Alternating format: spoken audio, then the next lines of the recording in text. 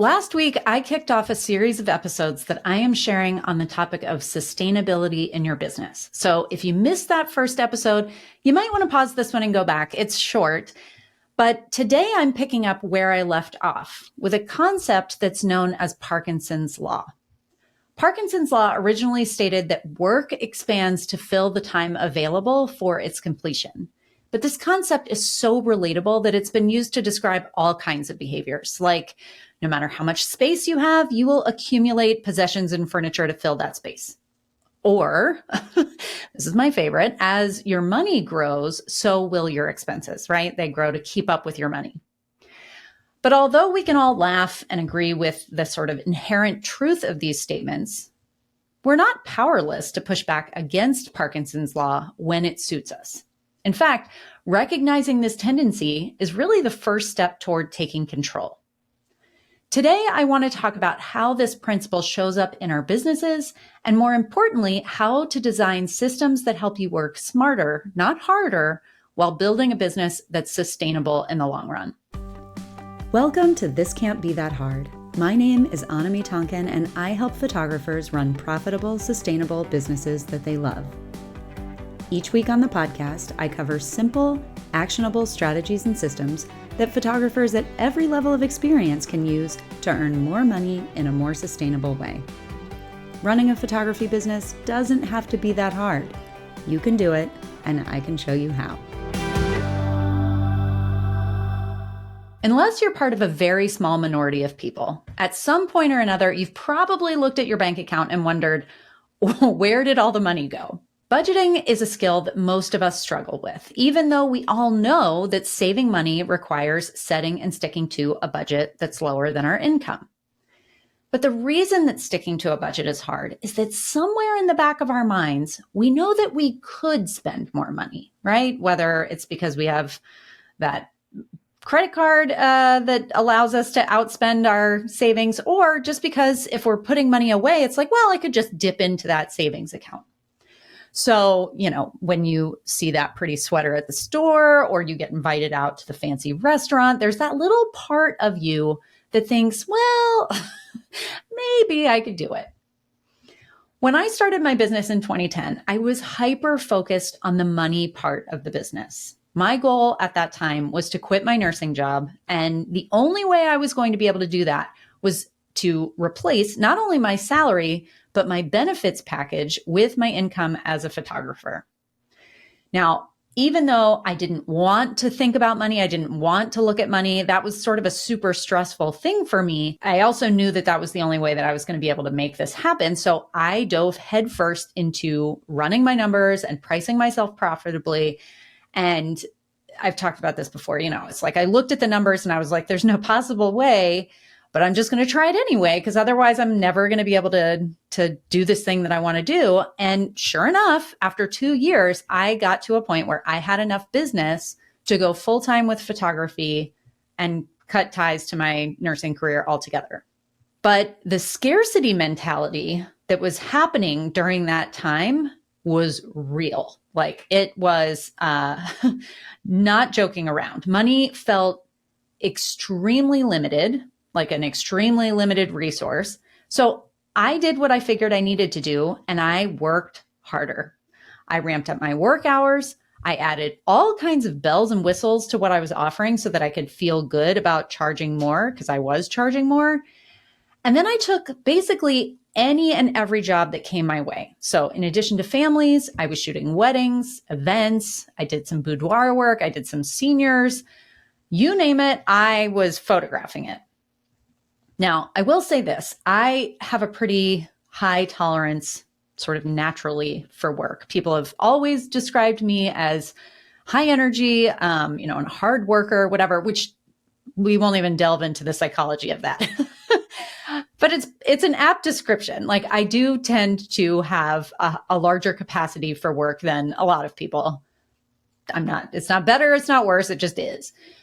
So from the time that I quit my nursing job, I think that it is not an exaggeration to say that for those 5 years between quitting my nursing job and then when my divorce happened in 2017, for those 5 years, I was pulling 50 to 60 hour work weeks on average, on top of, trying to be a good mom, a good wife, a good friend. And obviously I just said something about my divorce, and most of you listening to this podcast know that I got divorced in 2017. And so, at least one of those areas was probably not getting the energy that it deserved because all of that came to a screeching halt when I got divorced. I'm not saying that I got divorced because I was working too much. That's a whole different subject for a whole different kind of podcast. But when that happened, it really was like somebody pulled the emergency brake on everything in my life, right? And as I started to try to get the engine back up and running again, because I needed to, I really was forced to pick and choose what came with me. I mentioned the phrase lifequake in the last episode. It was this lifequake, and everything got sort of called into question. I have shared before on this podcast how I had this moment of clarity during a conversation with my lawyer. Basically, I realized that I needed to make more money now that I was going to be on my own. That was obvious.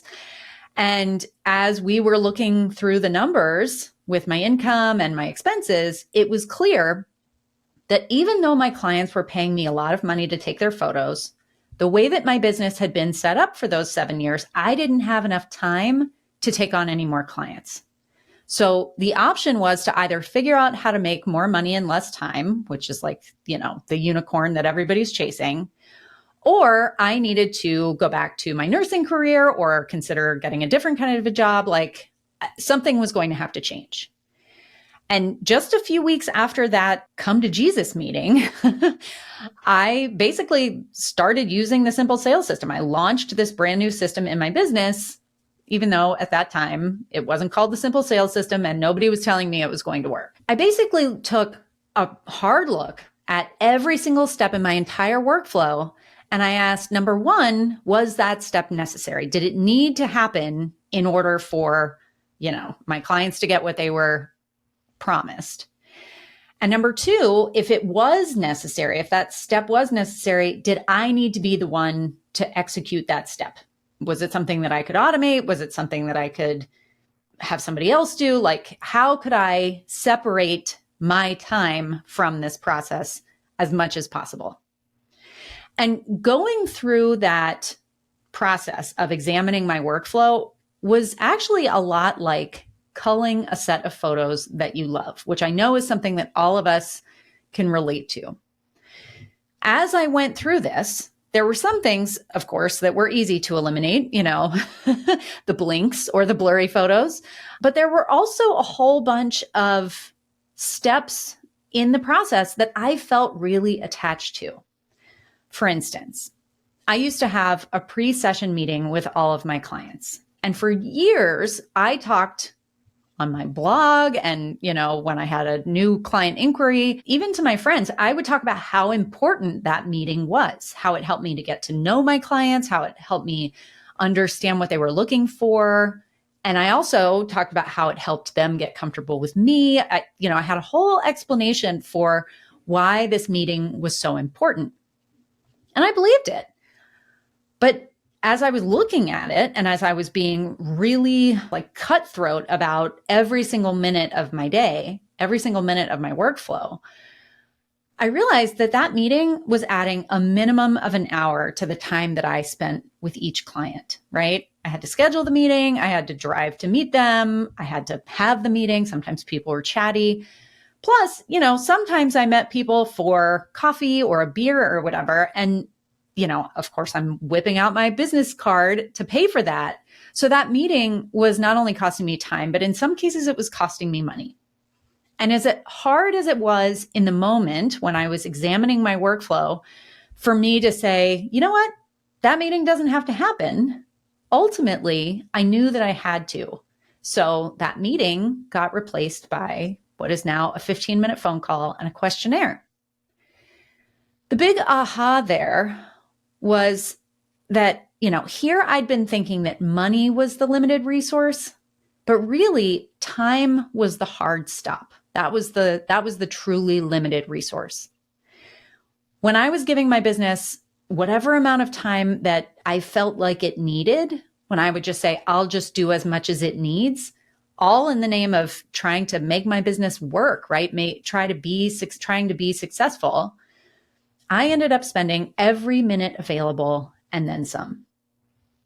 When I first launched Simple Sales, it wasn't unlike setting a really strict budget that curtailed all the money that I was spending before, right? It felt like I was giving something major up. So I assumed that that was going to be painful, not just for me, but also for my clients.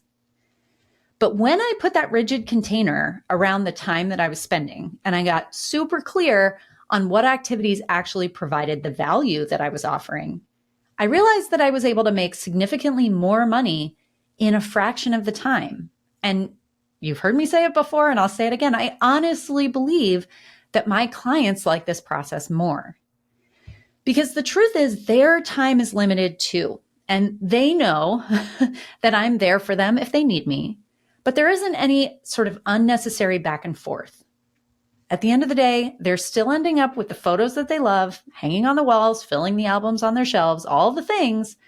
But they're not being forced to kind of do this song and dance that I see now was sort of allowing me to justify the prices that I was charging.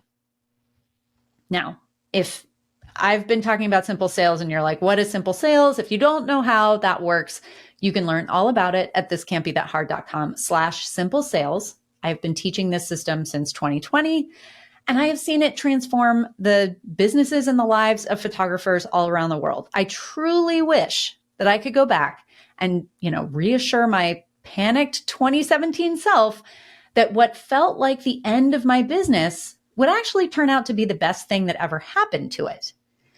But because I can't, I just want to invite you to remember that sometimes hardship makes us stronger, and that creativity, whether it's artistic or otherwise, really does thrive within constraints. So next week, I'm going to be back. We're still going to be talking about sustainability, but I want you to do some thinking about the constraints in your own business and where there are things that are taking up more space than they need to. I think it's a really good exercise at any time, but especially as the year winds down and you're looking over, what has come before and what you hope to have come in the near future. Well, that's it for this week's episode of This Can't Be That Hard. I'll be back same time, same place next week. In the meantime, you can find more information about this episode, along with all the relevant links, notes, and downloads at thiscan'tbethathard.com/learn. If you like the podcast, be sure to hit the subscribe button. Even better, share the love by leaving a review in iTunes. And as always, thanks so much for joining me. I hope you have a fantastic week.